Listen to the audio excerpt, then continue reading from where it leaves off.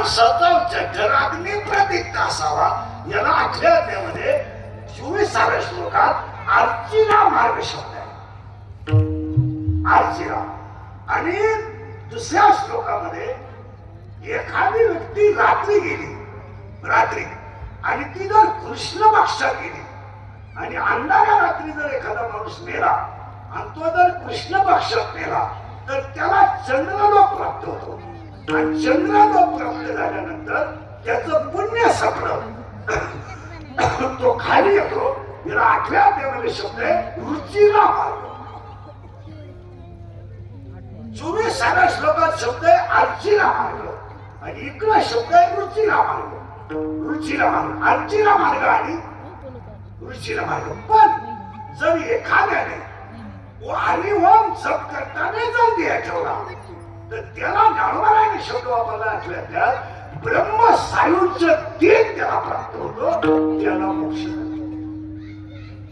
असं काशीला गेल्यावर मोक्ष मिळत असलं तर लोक गावात राहायचे. काशीचा नियमच लोकांना माहित नाही. काशीला गेल्यावर जिवंत गावात यायचंच नसतं असं नियम. 12वा अध्याय वाचलाच नाही. 12व्या अध्यायामध्ये सगळं सांगितलं शरीर ते गावी वेच. शरीर काशीला गेल्यावर ठेवावं लागतं. ती गावात आणायचं नसतं. आपली गावाला गावात येतात गंगा पूजन घालतात. मी डाव्याचं खात नाही तुझ्यामुळं गावाला येत नाही. मला सरळ सोपं उत्तर सांगितलं. इतकं सुंदर उत्तर आहे माहिती आहे का? नाम बरोबर मोक्ष आणि नाम बरोबर मुक्ती. सूत्रात लावून घ्या. नाम बरोबर मोक्ष आणि नाम बरोबर मुक्ती. मग ती सायुजता सविमता सवमता सवक्ता चारही मिळतील पण नामाशिवाय नाही. म्हणून सुंदर शब्द वापरलाय शहानातो धनी. असं नाही येते त्याला सूत्रात असं आहे. ज्ञानोबांनी सुंदर शब्द वापरलाय. मासे धरणाऱ्या माणसाला कधी गळाला लावल्यावर ती मास पाण्यात धरण्यासाठी गळ टाकतो. त्या गळाला कणिक आहे पीठ. तो मासा त्या पिठासाठी आलाय. ओवी इतकी सुंदर आहे. तया माझी गळू आहे ते प्राणात घेऊ पाहिजे. त्याच्या गळाचं गळ आहे आतमध्ये पण तो पीठ आहे. पीठ खाली पडलं का मासा गुंतणार आहे. तया माझी गळू आहे ते प्राणात घेऊ पाहिजे. झाकेले पण काय जसं माहिला म्हणलं तुम्हीच उत्तर द्या. पावडर लावून एखादी बाई गोरी होऊ शकते असा इतिहास आहे का? कधीच नाही. पावडर लावून बाई जर गोरी होत असते तर ज्ञानोबाची ओवी खोटी ठरली असते. पावडर लावायची ओवी आहे ज्ञानेश्वरी. ज्या बाईला ओवी वाचली ना ती आजपासून मरेल पण पावडर लावणार नाही. जिची ज्ञानोबावर श्रद्धा आहे तिचा विषय. ओवी ऐका जर तुम्हाला वाटलं महाराजांनी कशी काय ओवी सांगितली तर अध्याय नंबर 18 ओवी नंबर 102 नंबर लिहून ठेवा. 102 नंबरची ओवी आहे. लला तिचे लिहिले न बोले ना काही केल्या काळे गोरे पण धुतले पिटवले नाही. काळे गोरे पण धुतले पिटवलेले. काळेपणा आणि गोरेपणा कधी धुवून निघू शकत नाही. निघणारच नाही कधी. ना अनंत जन्मीची पुण्याई असल्याशिवाय मुखात नामच येणार. येळवंडे परिवाराने गणपती मंदिर बांधून एवढा मोठा कार्यक्रम केला. त्याला 4 कारण आहेत. प्रारब्ध उत्तम आहे, प्रयत्न चांगले, आईवडिलांचा आशीर्वाद आहे आणि संतांचा आशीर्वाद. असं बोगस कधी होत नाही. ते होत चालत नाही. हे जो दोघं जण वाजवतात ना हे सुंदर गातात ना याला 4 कारण आहे. 18व्या एक शब्द आहे इष्ट अनिष्ट आणि इष्ट असं शब्द आहे. इष्ट अनिष्ट आणि इष्ट त्याला 18व्या शब्द आहे इष्ट अनिष्ट इष्ट. त्याला गाठ्यामध्ये शब्द आहे उत्तम मध्यम आणि कनिष्ठ. माल गळ्यात येणं घरी गणपतीचं मंदिर होणं हे उत्तम प्रारंभ आहे. पैसा सगळ्यांकडे आहे. पैसा मोजून पागल झालेले लोक आहेत. मोजताना शुगर वाढून मेलेली लोक आहेत. ते असे नाहीये. काही घरी कोट्याधीश लोक आहेत. कोट्याधीश एवढी इस्टेट आहे काहींच्या घरात. जर डाव्याला पेटवली तर सहजापर्यंत धुवून निघत. एवढी इस्टेट आहे. पण त्यांच्या खानदानी समाधान नावाची गोष्ट नाही. आयुष्यात त्यांना समाधान नाही.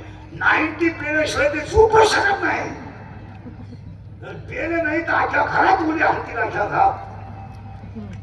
ते झोपताना खाटावर झोपत आणि खाता खाली सापडत आख्या रात पेल उद्या हातात. अशी लोक आहेत. काहींच्या घरात जाऊन पाहतोय मला. कोट्याधीश लोक आहेत. पण पाणी द्यायला पोर नाही. पोर नाही. गडी पाणी देतोय. पोरं दोनचे. एक मेलं एक जन्मली. एक वाक्य ऐकायचं का? या माणसांचं येळवंडे परिवाराचं प्रारब्ध उत्तम आहे आणि बाळूमामा सारख्याचा आशीर्वाद आहे. असं चालत नाही. 4 दिवस असं चालणार नाही. थोडं आपल्याला पुढे सरकायचं आहे. जर गोवी पाहते सांगत होतो मी तुम्हाला, काळे गोरे पण धुतले फिटवणे नाही. आता तुम्हाला आणि मला मोक्ष नको आहे. नको मोक्ष. मोक्ष नको, मुक्ती नको. पाहिला म्हटलं तुम्हाला एक देवी प्रसन्न झाली. देवी तुम्ही गुरुवार केले मार्गशीर्ष मध्ये. देवी झाली प्रसन्न. देवी प्रसन्न झाली तर तुम्ही झाली प्रसन्न. झाली विठाला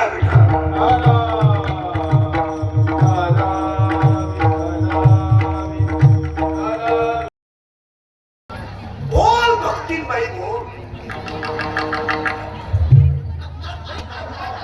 बोल भक्तीबाई बोल. 4 गुरुवार पैकी एकाही गुरुवार नवऱ्याच्या पाया पडली नाही. तू घरी पडली नाही. फक्त तुम्ही मला 3 शब्द सांगा. तुम्हाला स्वर्गाला जायचं, नरकाला जायचं, का वैकुंठाला जायचं? पटकन सांगा. मी 10 मिनिटात तुम्हाला नेऊन घालणार. इथं लगेच आपल्याला माणसं गोळा करायची गरज नाही. ती माणसं आता ऐका. स्वर्गाला जायला पुण्य लागतं. म्हणजे नवऱ्या देवामध्ये शुद्ध इतका सुंदर आहे माऊलीचा. पापा नरकात जायचे तरी 22 शुद्ध पुण्य. हे पुण्य आपण पुण्य करीत नाही. समजा विषय ना. वैकुंठाला जायला तप करावं लागतं. आपले जम तप होत नाही. आणि नरकाला जायला पाप करावं लागतं. आपण पाप करीत नाही. आपण तुळशीला पाणी घालतोय. आता खरं समजा तुम्ही स्वर्गालाही जाऊ नका, नरकालाही जाऊ नका, वैकुंठालाही जाऊ नका. सरळ समजा घरात नीट राहा आणि घरातली माणसं माणसात ठेवा. घरात भांडण लावू नका. नाही तर काहीच नाही. नवरा बायको दोघच घरात. बायकोने केस मोकळे सोडले. गाऊन घातला. आलं बायकोच्या अंगात. बायको लागली घुमायला. बायको नवऱ्यालाच म्हणायची बोल बालका बोल. बालक असा थरथरा उडायला एकटाच राखवला. बालक एकटाच राखवला. बालक थरथरा उडायचा. 3 तांबे पाणी त्याला बालक. मग पाणी परत बाहेर आलं.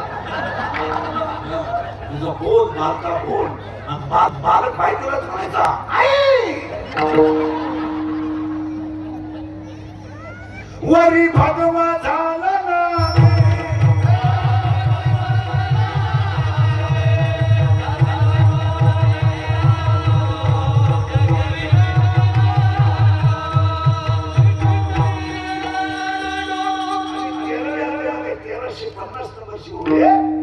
आत्मज्ञानाने चोखली. 1350 नंबरचं उईत उत्तर द्यायचं आपण पाहत नाही. एक वाक्य समजा. या विश्वात ज्ञानेश्वरी, हरिपाठ आणि काकडा या 3 गोष्टी ज्याने केल्या त्याला काहीच करायची गरज नाही. त्याला काय गरज नाही. आता हे पोर हरिपाठ करतात. आता हरिपाठ येतात खोदाला पीठ लायक होत नाही. देवाप्रमाणे असा पिसायला म्हणजे हरिपाठी पिसायला करतात ना. देवतात महाराज हरिपाठाचे 27 अभंग कधी नाचून म्हणून आहे. 27 अभंग कधी उड्या मारून म्हणून आहे. 27 अभंग कधी गाण्यात चाललेलो नको. 27 अभंग अभंग नाही, ते संप्रदायाचा आत्मा आहे. हरिपाठ हा संप्रदायाचा आत्मा आहे. आपण हरिपाठाचा पाठ खेळ करू टाकला, खेळ लागल त्यानं कुणीकडे भरवायचा हरिपाठ. ते काकड्याचा तर असा तमाशा झालाय. पाठी काकडा करतात म्हातारी माणसं, काकडाच नाही हागावाया. हा म्हातारा त्याच्यावर कुदतो, तो म्हातारा त्याच्यावर कुदतो. हा म्हणतो टाळ हानी, तो म्हणतो हिना हानी. मुखाच वगैरे हाणतो, बाईला पाहत राहतो. काय महाराज एकच वाक्य आहे. आता माझे 31 वर्ष लोकांच्या शिव्या खाण्यात गेले. थोड्याकरता कशाला बंद करायचं म्हणून लावून चालल्या. असा माणूस तयार राहिला की त्याला माणूस शिवी देत नाही. माझे 2च मुले, मी फक्त खरं बोलतो आणि दुसरं कोणाला मी बोललो ते नेमकं काढतो नाही मोकळी बसत. याच्यातलं वाक्य खोटं होत नाही आणि महा कार्यक्रम झाल्याशिवाय राहत नाही. तुम्हाला एकच सांगा, हरिपाठ आणि काकडा हा जिवंत मोक्ष आहे. जीव काहीच काय आळंदी ते पंढरपूर महिन्याची वारी काय करतात?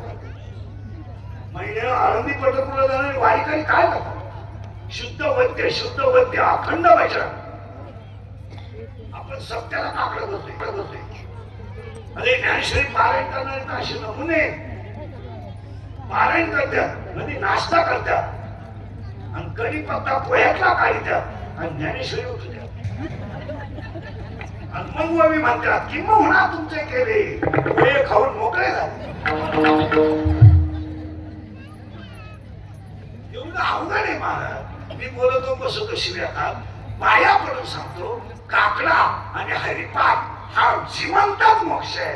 त्याला काहीच करायचं आणि मी बोलत नाही. मागावी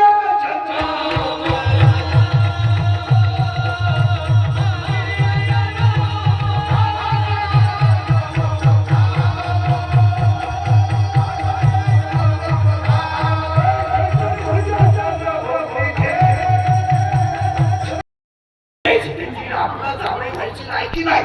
पण आता काही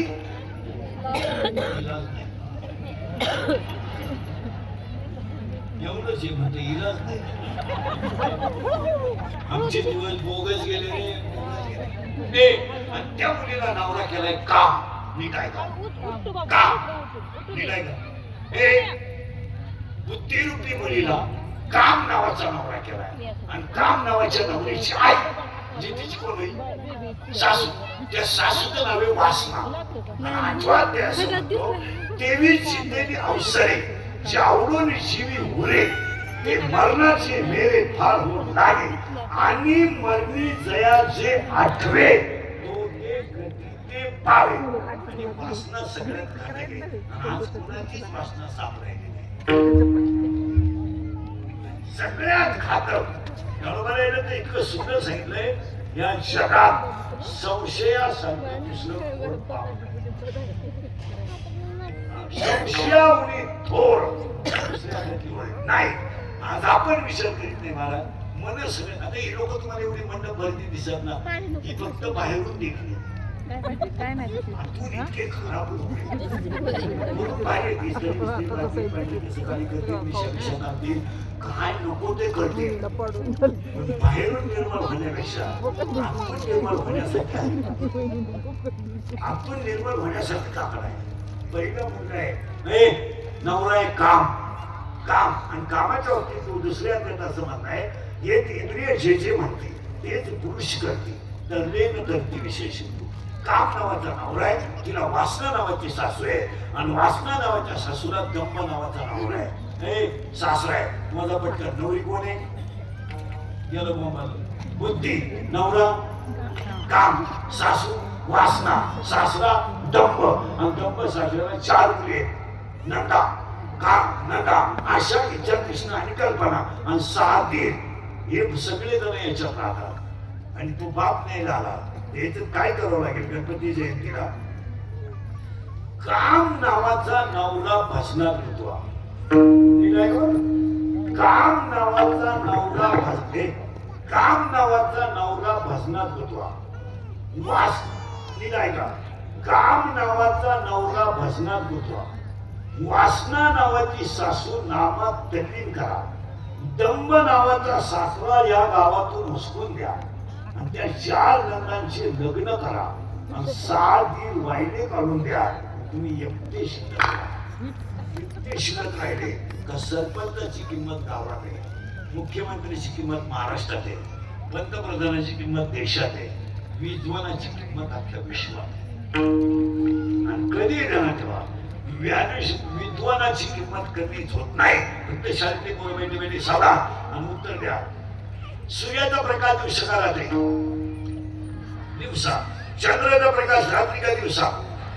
बरं, चंद्राचा प्रकाश मर्यादित का अमर्यादित? मर्यादित. करेक्ट. रात्री आहे, दिवसा नाही. सूर्याचा प्रकाश मर्यादित का अमर्यादित? अरे मर्यादित. अमर्यादित. रात्री आहे, दिवसा नाही. शाळेत जाणारे पोरं बल्ब पाहिला तुम्ही? बल्बवर 60W लिहिलेलं असते. 60W. त्या डब्ल्यूचा अर्थ काय आहे? रॉंग. व्होल्टेज नाही. व्होल्टेजला व्ही आहे, मी डब्ल्यू म्हणले. करेक्ट. वॅट. आणि watt is a measurement of electricity. ते विद्युत मोजण्याचं एकच आहे. मग बल्बाचा प्रकाश मर्यादित आहे, सूर्याचा प्रकाश मर्यादित आहे, चंद्राचा प्रकाश मर्यादित आहे. पण आत्मज्ञान जर आलं तर त्या ज्ञानाचा जो प्रकाश आहे, हजारो सूर्य जरी एकत्र आले त्याहीपेक्षा ज्ञानाचा प्रकाश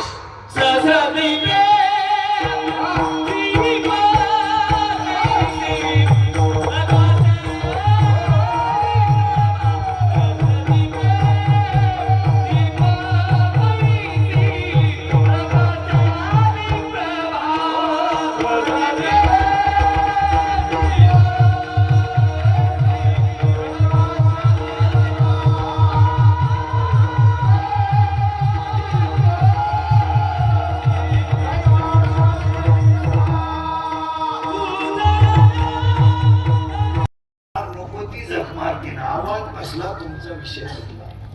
इंद्रिकाचं वाक्य ऐकायचं का?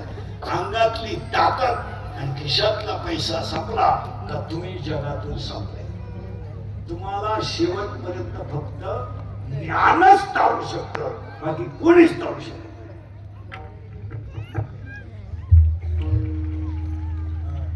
बरोबर. 10वीला पण आहे तुमच्या 10वीला. 10वीवाले बोट वर करा बरं. 10वीवाले हा, तो सांगा ना, तुला काय करायचं? सिव्हिल आहे का मराठीला आहे? मराठी. विज्ञान पेपर 1 प्रकरण नंबर 1. पहिल्या प्रकरणामध्ये एका शास्त्रज्ञाचे 3 नियम आहेत. त्याचं नाव काय आहे? केपलरचा पहिला नियम, केपलरचा दुसरा नियम, केपलरचा तिसरा नियम. सांगू नको. मग मला सांग, आवर्त सारणीतील उभ्या रेषेला किंमतीमा म्हणतात. 10वीचे पोरं, आवर्त सारणीतील उभ्या रेषेला किंमतीमा म्हणतात क्रांत, आणि आडव्या रेषेंना आवर्तने म्हणतात. मग एक नियम सांगा पोरीनो, इकडे पोरं बोलला का? 8 मंत्रव्य चढत्या अनुक्रमाने मांडली असता पहिल्या मंत्रव्याचे गुणधर्म 8व्या मंत्रव्यासारखेच असतात. हा नियम कोणाचा आहे?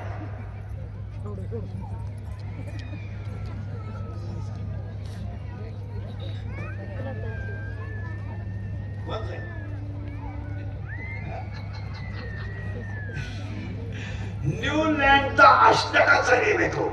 मग 3 मंत्रव्य चढत्या अनुक्रमाने असला मांडले असता मधल्या मंत्रव्याचा अनुवाद स्वर्णांक हा कडेच्या 2 मंत्रव्यांचा सरासरी असतो. हा नियम कोणाचा आहे? डोबेरायनरचा. मग मंत्रव्याचे भौतिक गुणधर्म व रासायनिक गुणधर्म हे त्याच्या अनुअंकाचे फल आहे. हा नियम कोणाचा आहे? दीर्घ आवर्त सारणीचा. आवर्त सारण्या 2 आहेत तिसऱ्या प्रकरणात. दीर्घ आवर्त सारणी आणि आधुनिक आवर्त सारणी. मग 4थ्या प्रकरणातलं पहिलंच वाक्य आहे, चुंबकत्वाचा शोध मी लावला. 4थं प्रकरण आहे चुंबकत्व. पहिलं प्रकरण आहे केपलरचे नियम, दुसरं प्रकरण आहे रासायनिक अभिक्रिया, तिसरं प्रकरण आहे मंत्रव्याचे वर्गीकरण, 4थं प्रकरण आहे चुंबकत्व, 5वं प्रकरण आहे पाण्याचे असंगत आचरण, 6वं प्रकरण आहे उष्णता. नाही, वोरस्टेड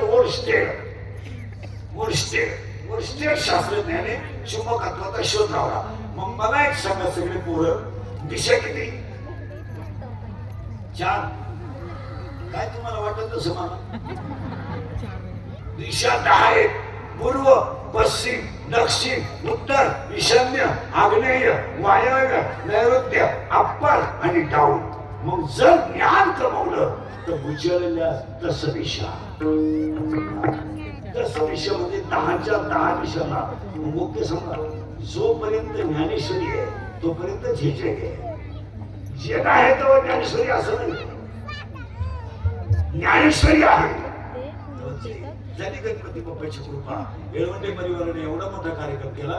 पहिलं ध्यानात ठेवावं, येळवंडे परिवार अख्खा गणपती बाप्पा तुम्हाला कधीच काही कमी ठेवणार नाही आणि कधी राहणार नाही. काही काळजी करायची तुम्ही काम नाही. कारण देव देताने जगभर एवढ्या लोकांसाठी कीर्तन आहे. म्हणून येळवंडे परिवाराने गायक वादक सगळ्या मंडळीला धन्यवाद. एकदा प्रेमानं भजन करा विठोबा.